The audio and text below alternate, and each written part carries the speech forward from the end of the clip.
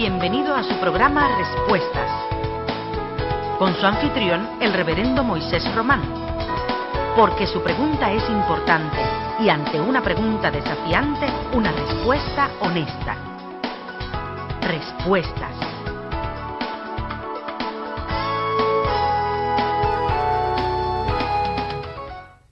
Saludos mis amados hermanos y amigos, muy grato estar con ustedes una vez más en este su programa Respuestas. A todos nuestros hermanos y amigos que en Centroamérica, Suramérica, Estados Unidos, el Caribe y en esta nuestra tierra, Puerto Rico, disfrutan de nuestro programa, sean ustedes bienvenidos a toda esa gente linda que nos sintoniza a través de la televisión, que nos sintoniza a través de la radio, que nos sintoniza a través de la internet. Agradecemos a Dios el que nos dé esta hermosa oportunidad de poder compartir con ustedes este es su programa Respuestas. En este instante estamos en vivo y desde luego usted puede comunicarse con nosotros ahora mismo.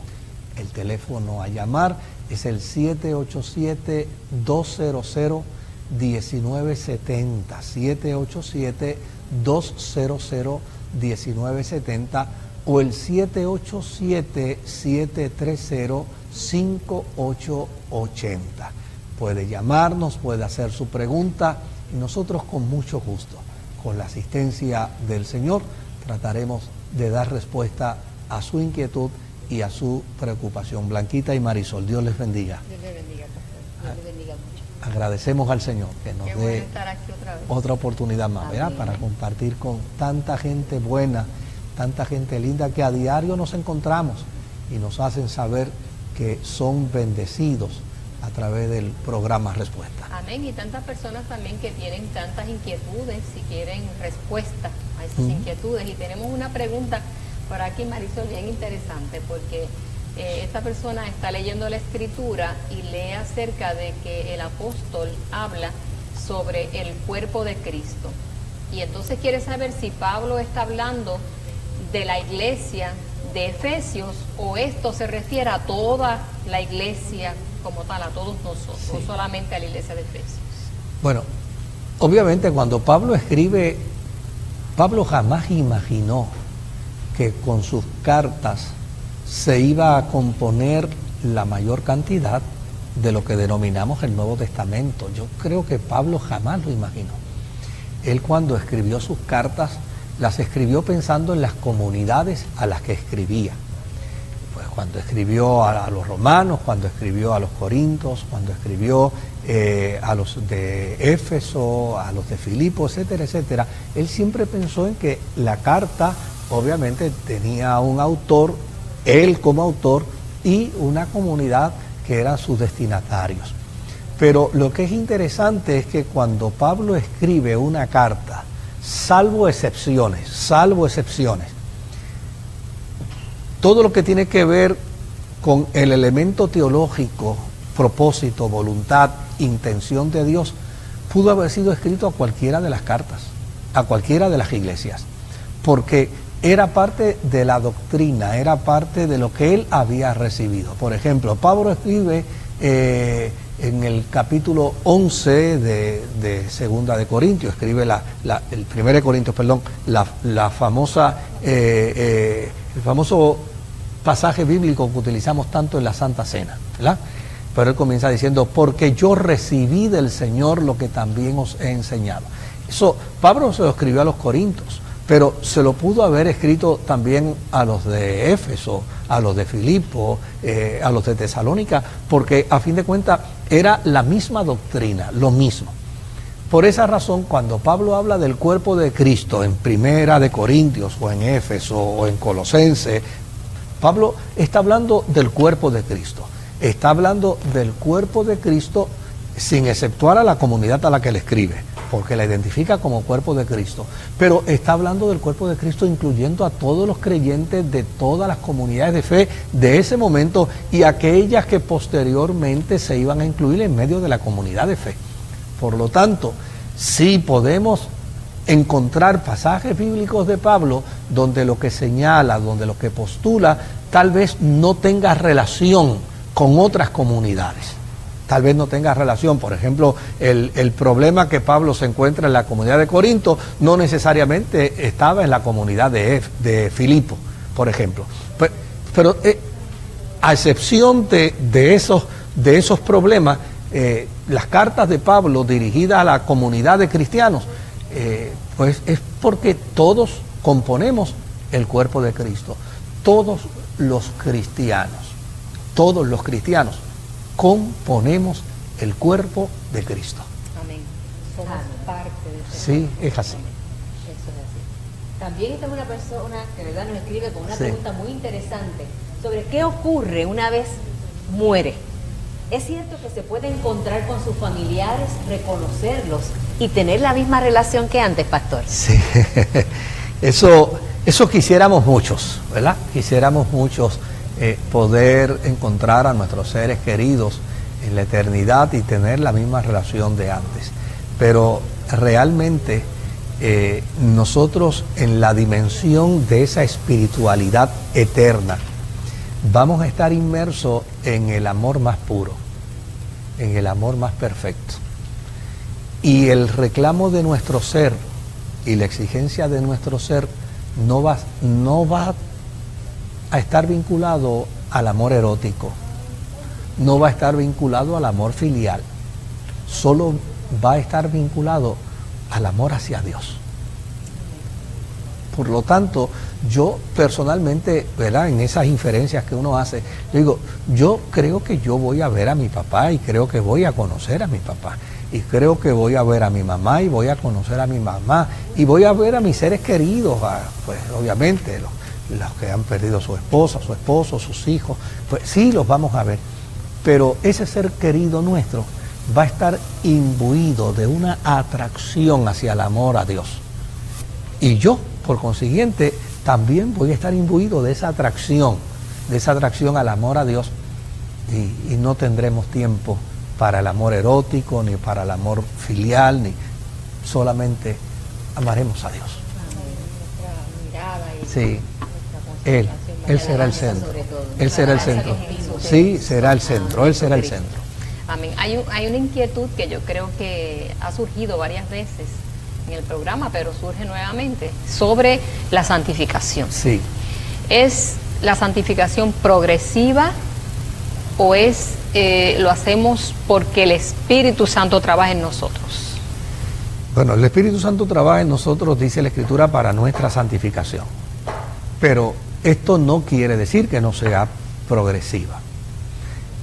Somos seres humanos, cometemos errores, cada día estamos creciendo. Pablo utiliza una expresión que dice que él prosigue a la meta, al blanco del soberano llamamiento que es Cristo Jesús. Esa es la santificación.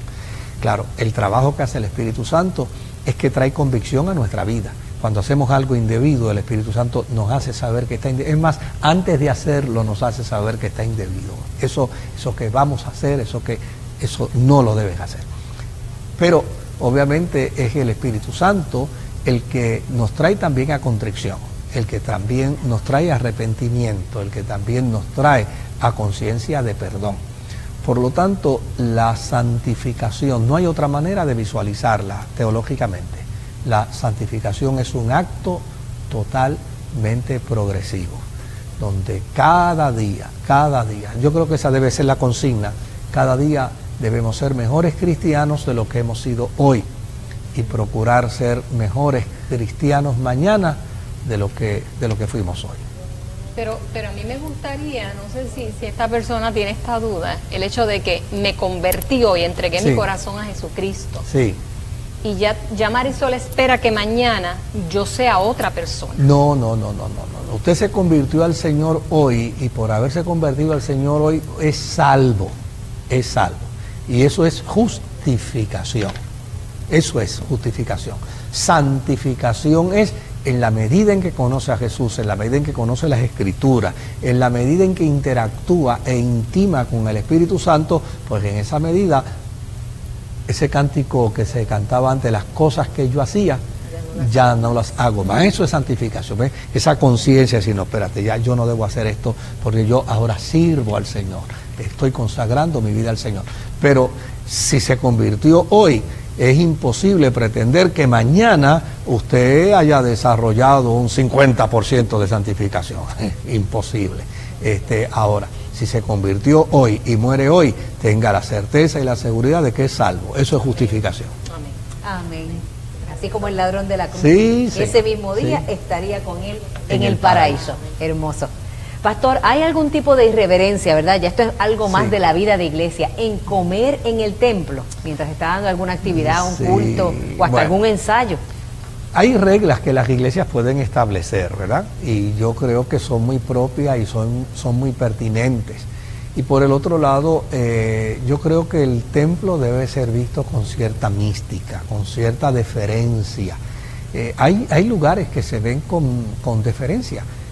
Por ejemplo, la sala de un tribunal se ve con deferencia.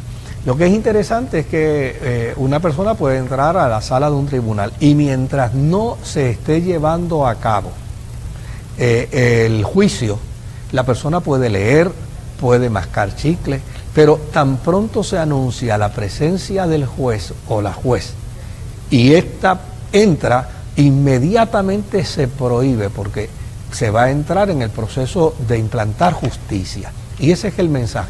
Pues yo creo que dentro de la iglesia también debe ser igual. Pues mira, mientras no se esté dando el culto, pues es un edificio.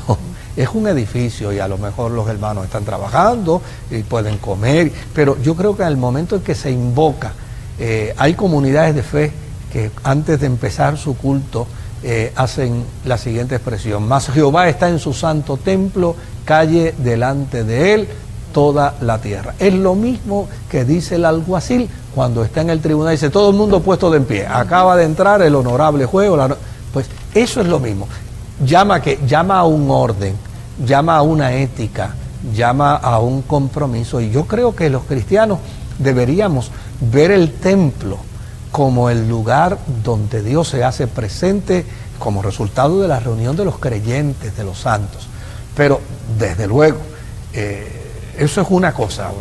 El otro elemento es que hagamos de la estructura del templo un recinto de tanta santidad que se nos olvide que en el templo podemos refugiarnos en un momento dado. Hay templos que son lugares públicos precisamente para atender momentos de desgracias comunitarias, huracanes, temblores de tierra, etcétera.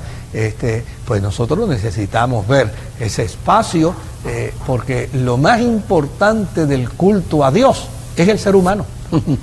Es el ser humano. Nadie puede darle culto a Dios si no entiende que ese culto a Dios tiene que ser dentro del marco de un entendimiento, de una consideración hacia el ser humano.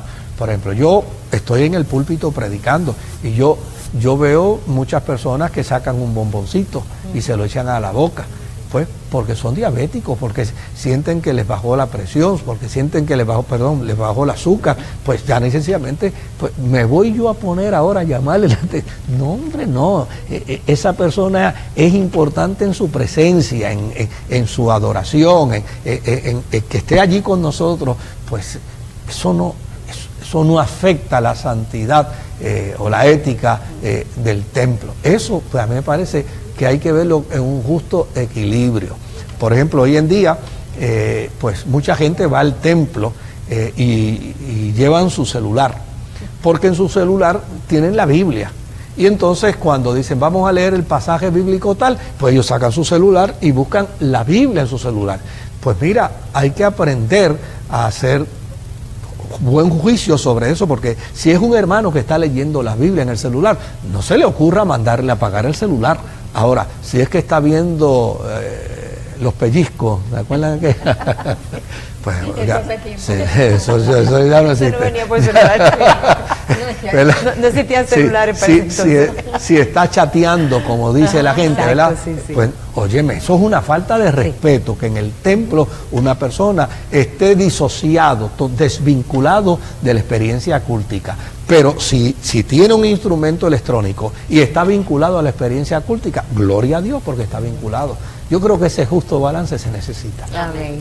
Bueno, vámonos un poquito al Antiguo Testamento, porque tenemos una pregunta. relacionada a Saúl. Cuando Saúl fue a visitar a la pitonisa, Sí. ¿quién fue el que subió, pastor? ¿Un demonio o fue realmente Samuel? Mira, todavía los teólogos no se han puesto de acuerdo y los estudiosos de la Biblia no se han puesto de acuerdo. Algunos dicen que fue un demonio. Otros dicen que fue Samuel. Otros dicen que no fue Samuel. Y otros dicen que fue un acto permisivo de Dios para que Samuel apareciera. Es decir, que Dios de vez en cuando da permiso para hacer unas cosas que en otras ocasiones no las da. Bueno, todo eso se plantea en el marco del análisis del texto. Lo que para mí es importante no es preocuparme si es Samuel o no es Samuel, si es un demonio o no es un demonio. Para mí lo que es importante es el mensaje implícito en el texto. El mensaje implícito en el texto es demostrar que la conducta de Saúl era una conducta obstinada. Y la obstinación es un pecado. Porque yo puedo querer hacer algo, pero cuando Dios me detiene, yo no debo seguir hacia adelante con lo que ya Dios me ha detenido. La Biblia dice que David era conforme al corazón de Dios. ¿Y por qué era conforme al corazón de Dios? La Biblia dice, porque siempre hará lo que yo le ordene. Eso es ser conforme al corazón de Dios. David muchas veces erró, pero cuando iba a errar y Dios le decía que no, David recogía velas. En el caso de la historia de la pitonisa de Endor, el que escribió la historia no está preocupado porque no se había desarrollado una teología sobre si los muertos salen, si los muertos no salen, si se puede hablar con ellos. Eso no había salido todavía. Fue precisamente Saúl el que impuso una ley en Israel para que nadie consultara a los muertos. Lo interesante es que Saúl sabía que no se podía consultar, pero era obstinado. A Saúl Dios le hablaba y hacía lo que le daba la gana. A Saúl Dios lo corregía y Dios le ponía una frontera y Saúl pasaba la frontera. Entonces, el que está escribiendo la historia lo que está queriendo decir es, mira las consecuencias que vivió. ¿Y por qué vivió las consecuencias? Saúl murió en desgracia, Saúl murió en dolor, Saúl murió en una experiencia dolorosa y agónica y vergonzosa como rey de Israel. Entonces, el escritor está diciendo, pero mira hasta dónde llegaba. Él fue el que estableció la ley prohibiendo hablar con las pitonisas y a la larga se fue a buscar una pitonisa para que le hablara. Desde luego, el que está escribiendo, escribe lo que escribió, pero lo que escribió no necesariamente valida el que los muertos salen, no necesariamente valida el que se puede consultar a un ser que se haya ido, porque a fin de cuentas la Biblia dice con perfecta claridad que Dios lo prohíbe. Y si Dios lo prohíbe, el obstinado lo violenta. El que obedece a Dios y el que es conforme al corazón de Dios, dice, no, si Dios lo prohíbe, no lo hago. Es mejor obedecer a Dios. Es mejor obedecer. Amén. Ese es el propósito del texto. El propósito del texto no es averiguar si la pitonisa la pegó o no la pegó. La pitonisa es un ser pasajero dentro de la historia. Y ya Samuel había partido a la eternidad. De hecho, la técnica, y esto desde luego aquellos que son estudiosos de la Biblia lo saben perfectamente bien, la técnica de redacción por parte del autor es tan hábil que crea la intriga, y con la intriga lleva el mensaje. Pero a fin de cuentas, la intención no es hablar si los muertos salen. La intención es decir que quien tiene obstinación ante lo que Dios establece, a la larga se busca problemas graves y serios. Vamos a una pausa y vamos a regresar ya mismito con más de respuesta.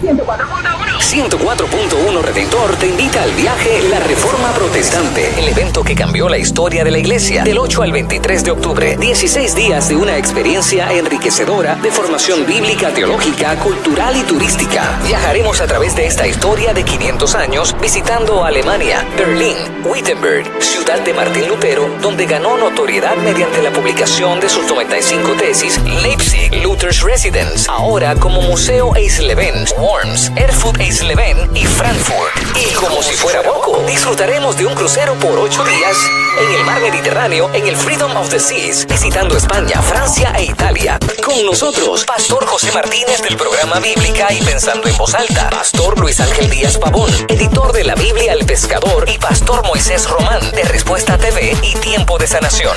Reserva llamando ahora a Pronto Travel 798-6455 o 399-6124. También puedes llamar a nuestras oficinas de Redentor al 751-1310 o accediendo a redentor104fm.com. Te invita a Bíblica, Respuesta TV y Vida para Puerto Rico el 28 de octubre. Otro evento con la marca de Redentor. Hashtag La Primera Cristiana. Este segmento es auspiciado por La Buena Mesa de Oscar, restaurante vegetariano. Llámanos al 787-753-7908.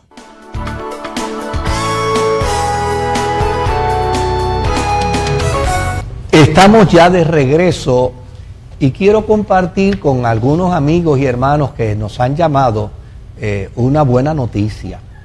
En el día de hoy recibí una llamada de Pronto Travel, relacionado precisamente al viaje de octubre, del 8 de octubre, rumbo hacia Alemania y luego en el crucero que nos va a llevar a Italia, a Francia, etc.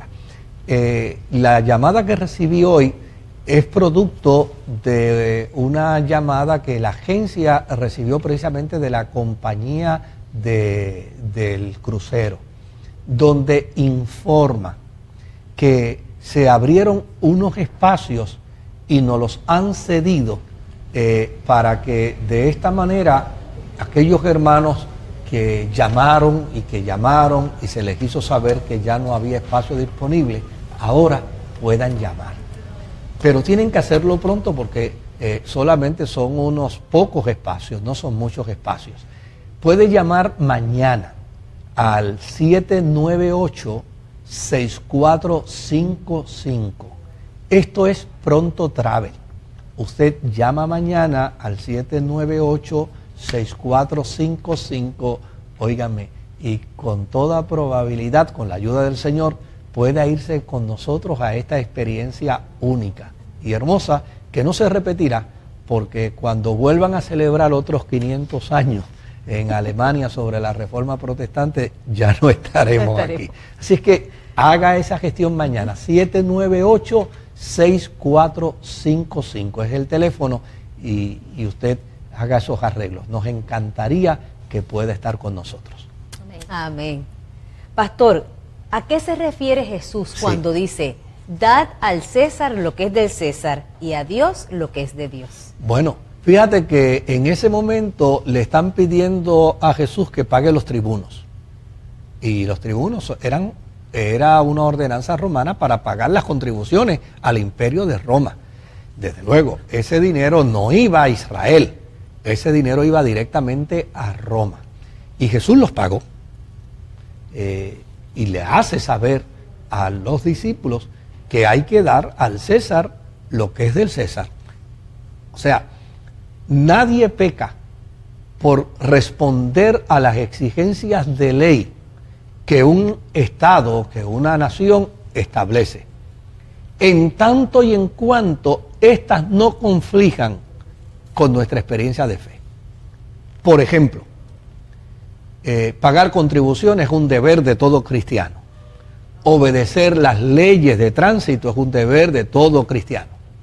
Obedecer las leyes que establecidas con respecto al Código Civil, pues es un deber de todo cristiano. Y al Código Criminal también es un deber de todo cristiano.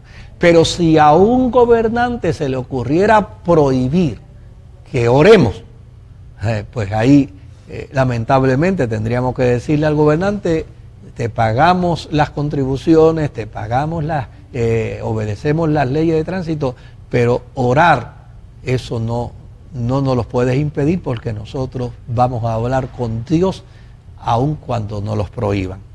Pues eso es dar al César lo que es del César y a Dios lo que es de Dios. Es decir, lo que Jesús está estableciendo es una frontera. Dice, mira, todo lo que tiene que ver con el César, que obviamente habla bien de ti como un ciudadano, como una ciudadana, hazlo. Pero lo que es de Dios, no se lo deja al César bajo ninguna circunstancia, porque le corresponde a Dios. Y eso hicieron los cristianos en el primer siglo, hasta el siglo IV. Los cristianos claramente le dijeron al Imperio de Roma, nosotros estamos dispuestos a obedecerle, a orar por el César, y estamos dispuestos a servir al César. Lo que no estamos dispuestos, ni estaremos dispuestos, ni jamás lo haremos, es reconocer al César como una divinidad. Y prefirieron morir antes que reconocer al César como una divinidad. Amén. Pastor, hay una persona que llama con una inquietud muy válida, ¿verdad? Que es una inquietud de vida de fe. Si no tomo la Santa Cena porque no me siento preparada, si Cristo viene, me puedo quedar aunque no es por pecado, sino porque sencillamente no la quiero tomar. Mire, esto no tiene que ver con su salvación, pero a mí me gustaría trabajar un poquito, claro, no le conozco, no sé quién es usted, pero me gustaría trabajar con usted, aunque sea un elemento de apreciación desde acá. Tal vez no es el más acertado, pero me gustaría hacerlo. Si usted está diciendo que no es un asunto de pecado, porque aun si fuera un asunto de pecado, lo único que tiene que hacer es pedir perdón. Pido perdón a Dios, digo, Señor, perdona mi pecado, me arrepiento de mi pecado y me siento a la mesa a disfrutar de la cena del Señor.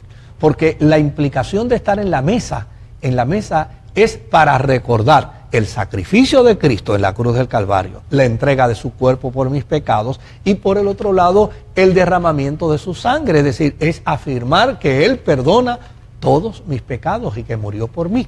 El otro elemento de tomar la cena es afirmar su presencia eterna y permanente con nosotros los cristianos. Por lo tanto, eso lo puede hacer todo cristiano, porque a fin de nadie puede esperar ser santo para luego tomar la cena, porque no la tomaría nunca la tomaría. Nadie la tomaría. Así que eso por un lado.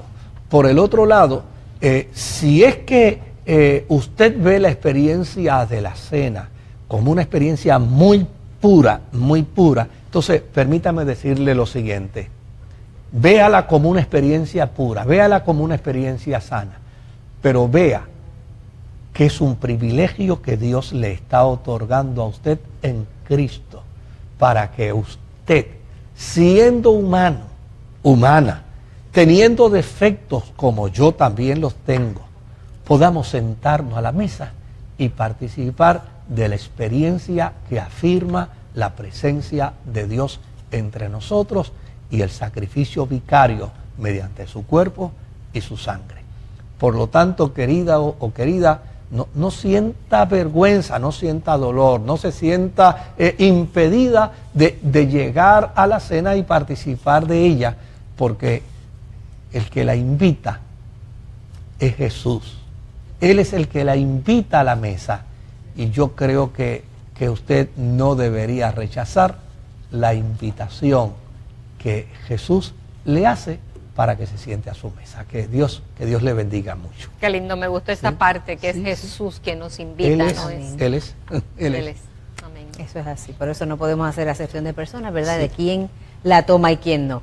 Pastor, esta hermana nos pregunta, ¿por qué Jesús, siendo Dios, exclama en la cruz: Padre, ¿por qué me has abandonado? Porque en la cruz no murió Dios, en la cruz murió el hombre. El Verbo se hizo carne y habitó entre nosotros. Si Dios hubiera muerto en la cruz, se hubiera acabado todo, pero allí murió el hombre, el que se hizo carne, el que habitó entre nosotros y vivió la experiencia de lo que provoca precisamente el pecado: separación de Dios. Jesús llevó en su cuerpo el pecado de todos nosotros, el pecado que se acepta socialmente y el pecado que se repudia socialmente. Él llevó todo tipo de pecado en su cuerpo, y desde luego la santidad del Padre tuvo que despegarse, y en ese momento Él sintió ese despegue de la santidad del Padre. Por eso pregunta: ¿por qué me has desamparado? Porque allí no está muriendo Dios, allí está muriendo el hombre. Bueno, hay una pregunta que es bíblica, ¿verdad? Pero esta persona quiere saber si este pasaje bíblico es relevante para nuestra época hoy. Sí. Que sería Ezequiel capítulo 22, versículo 30, donde nos dice: y busqué entre los hombres quien hiciera vallado para no destruir la tierra, y no la encontré. O sea, ¿se puede aplicar para hoy? Mira, la iglesia ejerce una función profética, y sí pudiera tener una aplicación para el presente, porque a fin de cuentas el propósito de Dios no es que la gente se pierda. La voluntad de Dios es que la gente se salve. La iglesia es ese ente que está como vallado, precisamente, que está en la frontera de la vida de los seres humanos, para hacerles saber que no deben ir hacia el camino equivocado. Sí se pudiera aplicar en ese contexto, en ese sentido, sí, porque desde luego la iglesia juega un papel profético extraordinario en los pueblos, en las comunidades, en las ciudades, en las naciones, y es esa voz profética que le hace saber a Dios y a la gente: aquí estamos para decirte cuál es el camino por el cual debes conducirte. Sí, yo creo que sí. Podemos aplicarse, es que hay que hacer vallado. Sí, sí. Eso es así. Sabemos que con todo esto de la cruz, ¿verdad?, han surgido algunas preguntas sobre la experiencia de ese sacrificio de Jesús. Y nos pregunta: ¿verdaderamente Cristo cargó la cruz? ¿La llevó en sus hombros, pastor? Bueno, la narrativa de los evangelistas es que sí, que la cargó. Y obviamente ellos son testigos presenciales. Y el peso del testimonio de un testigo presencial es incuestionable. Si dice que la cargó, la cargó. Y que lo ayudaron también y que en lo cierto ayudaron. momento. Así eso precisamente es lo que... Allí no hay un superhombre.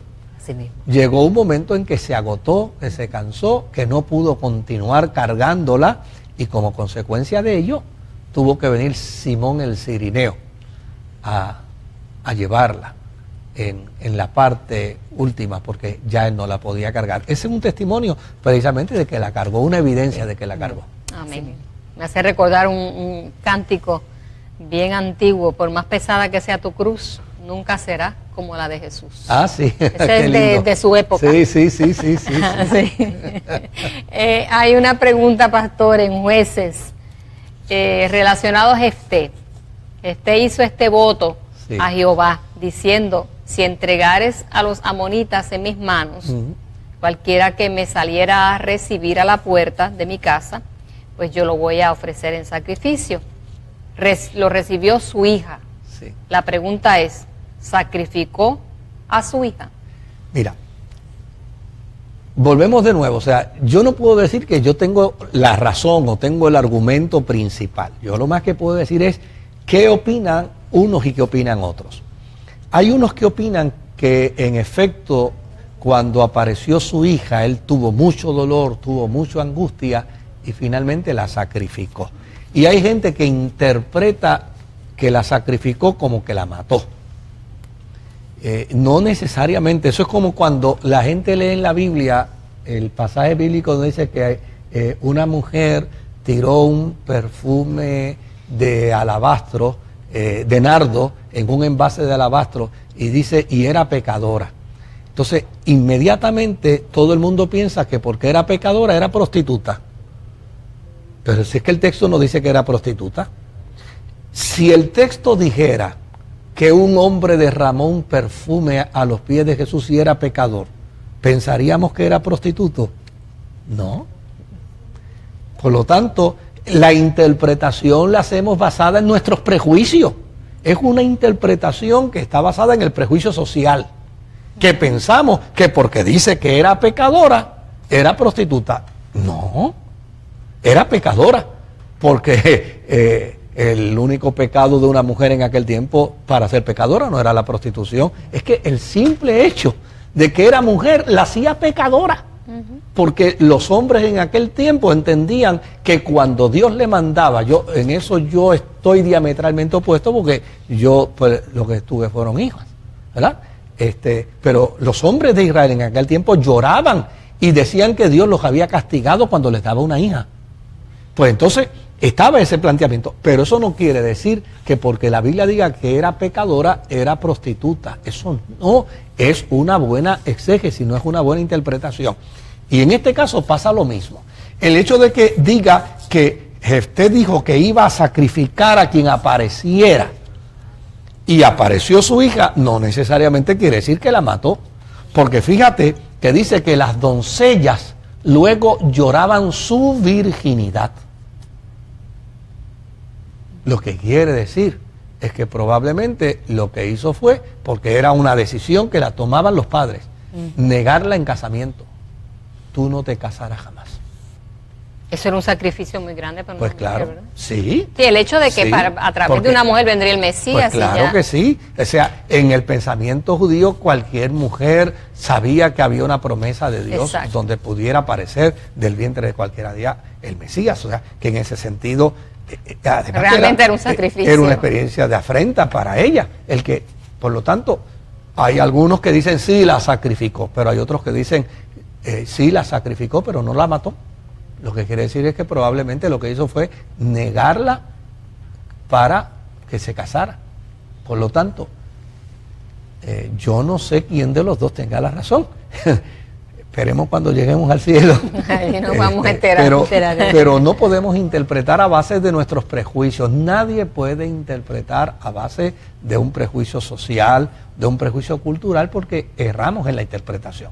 Y ese casito de la mujer pecadora, para mí es un ejemplo que siempre lo tengo presente cuando voy a analizarlo. Porque, digo, dice que era pecadora, pero ¿y si hubiera sido un hombre? ¿Qué íbamos a pensar? ¿Que era adúltero? No. Pero si es que ese no es el único pecado. Ese no es el único pecado. O sea, por ser humano, nada más, es pecador. Exacto. Porque por cuanto todos que pecaron están destituidos de la gloria de Dios, pero nosotros inmediatamente vemos, era pecadora. Es como hace muchos años atrás yo estaba escuchando un estudio bíblico y la persona que estaba dando el estudio bíblico hablaba de María Magdalena y decía María Magdalena que era pecadora y María Magdalena que era prostituta. Y yo pues me quedé así, ¿verdad? Y cuando terminó de dar su estudio bíblico, yo me le acerqué con mucho respeto y le dije, me gustaría si me pudieras dar la fuente de donde tú has extraído la información, ¿verdad? La evidencia de que María Magdalena era prostituta. Y se me quedó pensando así, me dice, no, es que lo he visto en Hollywood. Yo le dije, ¿de cuándo acá Hollywood es teólogo? ¿De cuándo acá los actores de Hollywood hacen teología? Le dije, no, me parece que Hollywood no puede ser tu mejor referencia teológica. Y me dijo, ay, bueno, pues yo lo he oído así lo enseño. No es que nadie puede enseñar por oído, porque escuchó de alguien. Hay que ir a las escrituras y hay que conocer el contexto histórico y hay que conocer el pasaje y hay que trabajar con el documento, hay que hacerle preguntas al documento para luego llegar a conclusiones. Así es, eso es así. Y en ese contexto histórico, las mujeres pues no eran, ¿verdad? No, la mujer... No eran muy estimadas o muy consideradas. Yo creo que era sobre todo eso, la mujer no era contada. No era contada. El judío se levantaba por las mañanas y le decía a Dios, gracias te doy Dios, porque no me hiciste ni gentil ni mujer. El atrio, el templo, estaba clasificado por atrios, donde mismo estaban los gentiles En el mismo atrio donde se colocaban a los gentiles, se colocaban a las mujeres. Por lo tanto, el que escribe la historia de esta mujer dice, era pecadora. Pues que pecadoras eran todas. Todas eran pecadoras. Entonces, y los hombres que estaban allí también. También todos, eran pecadores. todos Eran pecadores. Por lo tanto, ¿a quién se le ocurrió pensar que porque dice que era pecadora, era prostituta? Eso no tiene... Es que en Israel la prostitución se castigaba con lapidación, se apedreaba. Por lo tanto, óyeme, ¿cómo es posible que se reconociera a esta mujer y no se hubiera apedreado? Imposible. Se contradice, ¿verdad? Sí, a veces. sí. Eso es así. Pastor, este hermano está considerando diferentes métodos para el momento del funeral. Sí. Y dice que ha hecho como un estudio de todos, ¿verdad?, las opciones que tiene, y le parece que la cremación es lo más conveniente. ¿Hay algo de malo en eso? ¿Hay algo de malo si decido por la cremación, pastor? La inmensa mayoría de las organizaciones cristianas que han trabajado este concepto éticamente han concluido que no. Que no. Las que no han trabajado con ello, pues básicamente se dejan guiar por las que ya han trabajado teológica y éticamente con el concepto. Y hasta el día de hoy no han encontrado ninguna evidencia bíblica, teológica, que prohíba la cremación. Lo único que siempre hemos dicho es que la cremación en el contexto latinoamericano puede convertirse en un gravísimo error si no se toma en consideración el velorio. Porque el velorio es un proceso de sanidad para los deudos. Y siempre es importante, ¿verdad?, que y recomendamos que si la persona escoge la cremación, por lo menos separe un espacio, y las funerarias dan a veces hasta 4 horas o hasta 12 horas para el velorio, porque es un proceso necesario.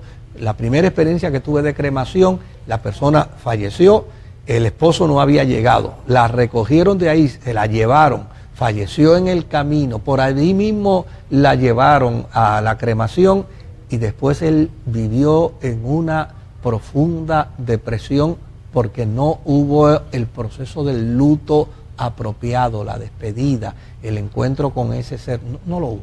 Entonces yo siempre les recomiendo a la gente que si van a elegir la cremación, no descarten la experiencia del velorio. Es una pena que nos quedemos en el velorio, pero regresamos ya mismito y hablamos de otras cosas, Dios mediante.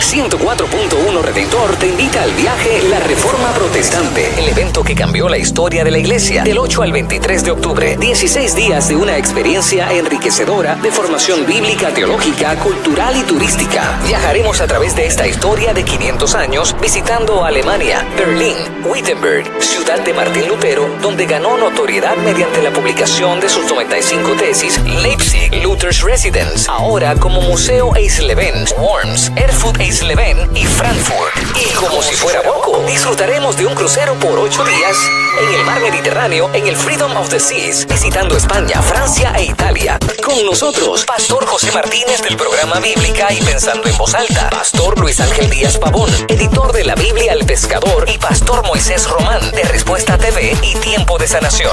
Reserva llamando ahora a Pronto Travel 798-6455 o 399-6124. También puedes llamar a nuestras oficinas de Redentor al 751-1310 o accediendo a redentor104fm.com. Te invita a Bíblica, Respuesta TV y Vida para Puerto Rico el 28 de octubre. Otro evento con la marca de Redentor. Hashtag La Primera Cristiana.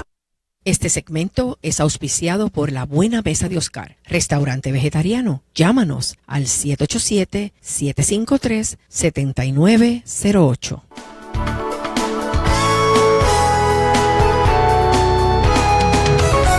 Estamos de regreso, estamos en el último segmento. Vamos a ver si el Señor nos ayuda y podemos continuar. Vuelvo de nuevo a repetir. Los hermanos y hermanas, amigos, amigas, que tengan interés por el viaje a Alemania en el mes de octubre, les tenemos buenas noticias. La compañía del barco nos informó que hay espacios disponibles. Eso fue en el día de hoy que llamaron a Pronto Travel y lo informaron. Lo que quiere decir es que todavía hay posibilidad de que usted vaya con nosotros al viaje. Lo único que debe hacer es mañana, en horas de oficina, llamar al 798-6455, con el 787-798-6455 y decir que a usted le interesa información sobre el viaje a Alemania y sobre el viaje del crucero. Ojalá pueda estar con nosotros y disfrutar de la experiencia. Vamos a ver si podemos continuar con algunas preguntas. Más preguntas y hay muchas personas con muchas inquietudes. Gloria pastor. a Dios, gloria a Dios. Si una persona acepta al Señor y decide no bautizarse, ¿es salva? Volvemos de nuevo, o sea, hay gente que plantea que el bautismo es necesario para la salvación. Hay gente que plantea eso. Realmente yo no concurro con ese planteamiento porque el ladrón de la cruz no se bautizó. Y de hecho, en el Nuevo Testamento, en una de las cartas de Pablo, aparece un argumento de los que se bautizan por los muertos. Y esto, cuando uno lo estudia, lo que descubre es que hubo mucha gente que se convirtió y fueron matados, fueron asesinados sin haberse bautizado. Entonces, otros cristianos, en memoria de ellos, se bautizaban por ellos. ¿Ves? O sea, que hubo cristianos que no pudieron llegar a las aguas del bautismo. Ahora, lo que sí yo creo es que todo creyente a conciencia va a querer bautizarse, porque el bautismo da identidad, da un sentido de identidad. Me bauticé como cristiano. Y desde luego, pues mira, uno se puede topar con una persona que está muy enferma, ¿verdad? Y pues los que practican el bautismo por inmersión o los que lo practicamos por inmersión, pues mira, si yo me topo con una persona que está muy enferma y no la puedo bautizar por inmersión, pues la bautizo por aspersión, pero la bautizo, la bautizo. Ahora, ese elemento yo creo que debe ser considerado en la experiencia de todo cristiano, de toda cristiana. Pero yo en lo personal, con el respeto que tienen otros en el campo teológico, creo que la experiencia del bautismo acontece precisamente como resultado de haberme hecho cristiano. O sea, no es que me bautizo para hacerme cristiano, es que porque soy cristiano voy a las aguas bautismales. Y así es como yo lo entiendo y como yo lo postulo. Pero, desde luego, creo que todo creyente que tiene la oportunidad en sus manos de hacerlo, salvo aquellos, ¿verdad? Hay personas que le tienen terror al agua, que no entran a un bautisterio porque le tienen terror, porque tienen hidrofobia y demás. Bueno, pues se buscan otros mecanismos, como por ejemplo el bautismo por aspersión. Pero en ese sentido, yo creo que la experiencia del bautismo es una experiencia que debe advenir a la vida de todo cristiano. Y si en estos momentos la persona, ¿verdad?, que llama no se siente preparada, darse su tiempo. Yo pienso que... Claro. Que yo he logrado llevar a personas a las aguas bautismales. Yo llevo un tiempito para que no me... ¿verdad? No le vamos a sacar cuenta aquí de cuántos años lleva el pastorado. ¿Cuántos años tú llevas predicando? Y cuando dije 45, la persona abrió los ojos. Chico, si te voy a matar de un infarto no te lo hubiera dicho. Pero yo he llevado personas que tienen problemas con el agua, hidrofobia. Y desde luego lo que hemos hecho es un proceso paulatino. Y he tenido éxito con algunos, pero otros se me han trancado a la orilla. Y lo único que he hecho es recoger agua en un recipiente y bautizarle. Porque a fin de cuentas lo que es importante es el bautismo. Es el bautismo. Porque ¿qué voy a hacer? ¿La voy a empujar para meterlo en el agua? No puedo hacer eso. No puedo afectar sus emociones, su psiquis. Pues simplemente digo, mira, si no puedes entrar, no hay ningún problema. Quédate aquí en esta orillita, aquí mismo te bautizamos. Lo importante es el bautismo. Amén. Amén. Tener esa experiencia transformadora. Amén, claro que sí. Que realmente es testimonio para los demás. Pregunta esta hermana, ¿la salvación se puede perder, pastor? ¿Y cómo puede suceder eso? Mira, Yo creo que los cristianos, en lugar de irnos a posiciones de extremo, deberíamos buscar un justo balance en esa posición. Y desde luego, pues cuando decimos posiciones de extremo es porque hay algunos que dicen que sí y hay otros que dicen que no. ¿Dónde está el justo balance? Pues mira, el justo balance es que yo creo que nadie debe tener en poco la experiencia de su salvación. Y nadie debe vivir una experiencia de salvación dentro del marco de un proceso de obstinación, como mencionábamos ahorita sobre Saúl, ¿verdad? Donde peco y sigo pecando y Dios me advierte y sigo pecando y Dios me confronta y sigo pecando. Pues a mí me parece que nadie debe vivir una vida cristiana dentro del marco de ese juego. Dios no puede ser burlado. Lo que el hombre sembrare, eso también segará. Ese es un extremo. El otro extremo es aquella gente que viven una experiencia de salvación como si fuera un semáforo intermitente. Cometieron una falta, hoy se sienten que están perdidos. Van y se reconcilian y se sienten salvados. Unos días después cometen otra falta y vuelven y se sienten perdidos. Entonces, la vida se les convierte como en un semáforo intermitente. Hoy son salvos, mañana no son salvos, hoy son salvos. Yo creo que la experiencia de la salvación no es tan frágil, porque el precio que se pagó en la cruz del Calvario es el precio más caro. Y un creyente debe sentirse feliz, contento, orgulloso de saber que ha sido salvado por Jesucristo, no por obras para que nadie se gloríe, sino salvado por la fe en Jesucristo. Yo creo que ese es el justo balance. El justo balance donde yo debo entender que mi vida cristiana debe ser guardada, debe ser preservada para honrar a aquel que me ha salvado. No vale la pena pecar contra aquel que me amó tanto en la cruz del Calvario.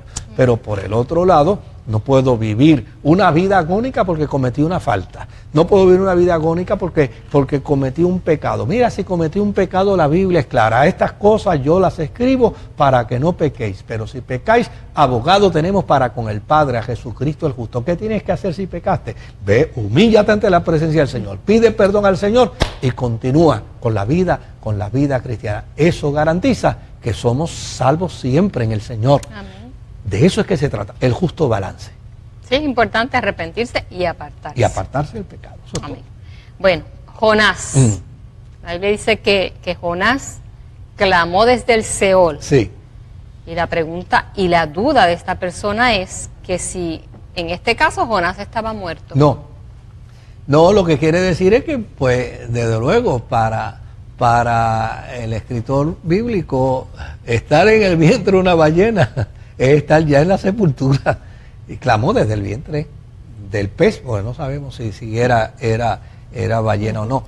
Desde luego, eso es un planteamiento que trae un mensaje consigo extraordinario. A veces nos detenemos, en lugar de irnos al mensaje, nos detenemos en la figura, ¿verdad? Y caemos entrampados dentro de la figura, que si fue un pez, que cómo es posible, que si qué capacidad tenía.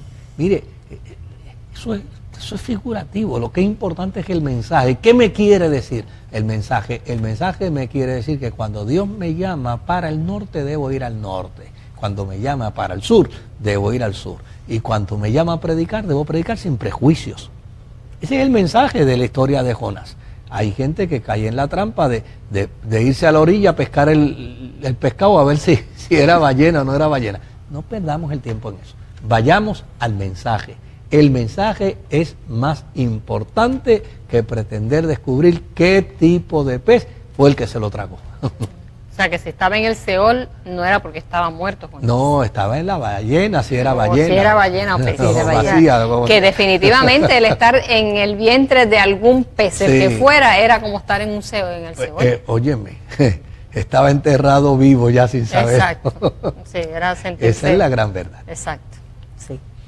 Pastor, ¿qué significa la palabra aberración? Que la usamos muchas veces para distinguir cosas que están en contra de Dios o cosas que están incorrectas. Bueno, aberración es todo aquello que se sale de lo lógico, que se sale de lo conceptual.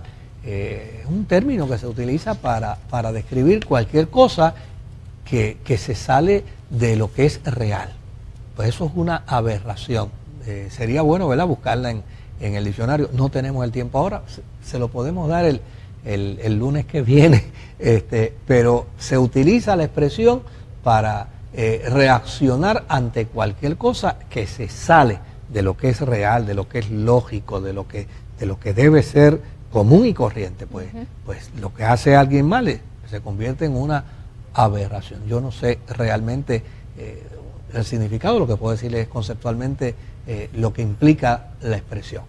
Se nos acabó el tiempo. O sea que esta la tengo que guardar para el próximo. La vas a tener que guardar porque Caterina nos dijo que se acabó el tiempo. El tiempo que nos queda es el que siempre utilizamos para agradecerle a usted el que haya compartido con nosotros hoy su programa Respuestas. De paso agradecemos a esa gente linda, buena, que nos envían sus cartas y nos envían su aportación. A ustedes gracias por ayudarnos a continuar con este programa 31 años, exponiéndonos a este crisol que nos produce tanta satisfacción y tanta alegría. Nos puede escribir, escríbanos a Respuesta, P.O. Box 1462, Trujillo Alto, Puerto Rico 00977. Repito, Respuesta, P.O. Box 1462, Trujillo Alto, Puerto Rico 00977. Y si dentro de sus posibilidades está el poder ayudarnos, envíenos su ayuda económica. Con su ayuda económica, Dios mediante, podremos continuar con otro programa más de Respuesta.